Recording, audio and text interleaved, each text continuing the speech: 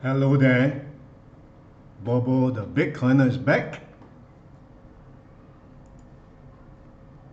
You heard of the phrase, not your key, not your coin, right? That is popular Bitcoin lingo now. Despite all the hacking on exchanges, people are simply taking chance that their exchange will not be hacked.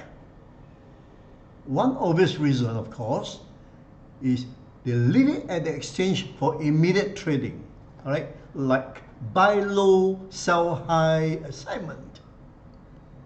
excitement. It was only after the FTX exchange collapsed that people realized money can be just gone like that. That's the alarm bell. On-chain analysis found that people, instead of selling the Bitcoin to take back the capital, they are actually withdrawing the Bitcoin to their own wallet for safekeeping. For the first time ever, daily withdrawals have outpaced deposit since the beginning of June, suggesting a major reversal from the historic trend. What does that mean? It means that people are putting less coin into the exchange. Putting means you buy Bitcoin into the exchange, all right? And there are more people now taking the Bitcoin from the exchange.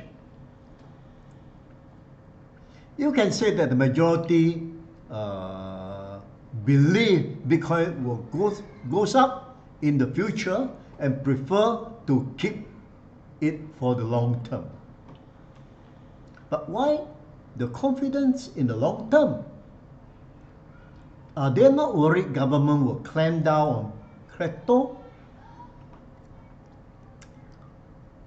Especially right now, it's quite obvious that US is on the war path to destroy crypto. But then, people are also smart enough to understand that USA is a political country. What is white can be distorted to look like black, depending on political influence, and worse off, money influence, corruption. You can say anything can be done in America, but at the same time, nothing can be done also because of political infighting. So, to stop or ban Bitcoin is impossible because of their freedom of speech, their freedom of movement, and their stupid freedom of political influences. We see the drama unfold at Congress, right? SEC seems out to kill crypto. The latest being the lawsuit against Binance and Coinbase. Then you have the Judiciary Committee, the Oversight Committee, and the Financial Service Committee going after SEC. Typically playing a long political game. Now, with all the infighting going on, people realize that somehow authority is not able to touch Bitcoin. Both SEC and Federal Reserve consider Bitcoin is not a securities, especially with Bitcoin decentralization. Authority is in no way to exercise control. not only you can't stop it, you can't ban it, censor it, or sanction it. Moreover, USA is the only extreme country primarily to protect the US dollar reserve. The rest of the world don't seems to apply the high-handed tactics. Their neighbor, Canada, is taking the cautious approach. They even accepted spot BTF, spot ETF, Bitcoin ETF more than a year ago. UK and Europe is restrictive, all right? But do not go for the crypto truth. Same with the rest of the world.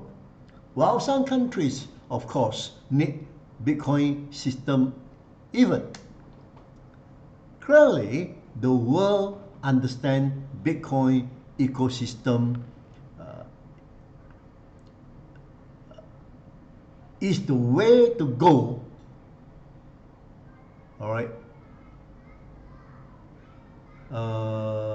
to modernize their financial system, except that no government want to be rendered incapable. That's why many are looking at CBDC, which is a face-saving road out of their fiat dominance. And don't forget, CBDC is a Bitcoin in disguise. The only thing they can not copy Bitcoin ecosystem is decentralization, right? Because CBDC's blockchain is in the government hand. And in their hand, they can program anything.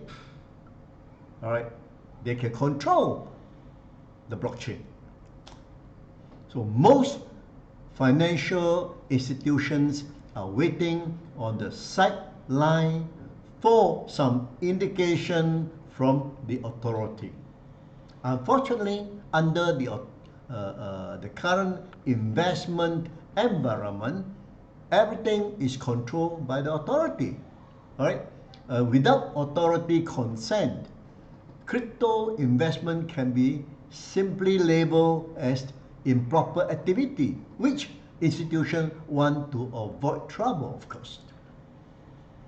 So technology obviously cannot be held back. It is designed to improve mankind. We've seen that since the invention of electricity, telephone, motor vehicle, printing press, all the way to the internet, to e-commerce, Airbnb, Uber, AI now, etc. Everything is beneficial. It will find its way into society. Neither the naysayer, the non-conformist, or the authority can defeat it. If it is good, it is good, right? People will recognize it one way or another. The good will simply surface in times to come. The deniers or critics of Bitcoin is pretty much silent now. Bloomberg, New York Times, Wall Street Journal, even the SEC, CFTC, Central Bank, etc. Also, the skeptic like Jamie Dimon, Larry Finch, BlackRock COE once said it's an index of money laundering. Recently, he go as far as to say, oh, Bitcoin is an international asset and Bitcoin is digitized gold, and even Bitcoin is liquid gold now. So in the last few years, some even toe the line and are singing the tune of Bitcoin. Bitcoin has gone a long way to convince all these people. Bitcoin has proven that it is worthwhile holding. Year to date, price went up 83%. Holders understanding are well rewarded now. So in summary, Bitcoin is still very young. As Bitcoin grows, people understand more. As it matured, confidence solidified.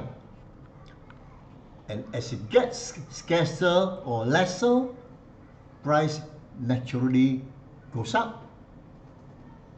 Supply and demand lah.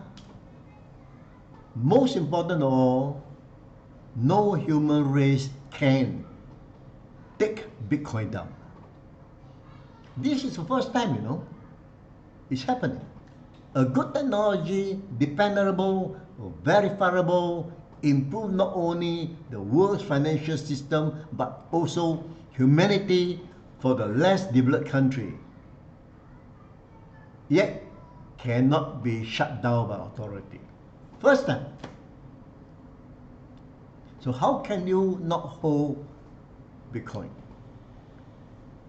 How can it not be more and more valuable as time goes by? Isn't this second nature common sense?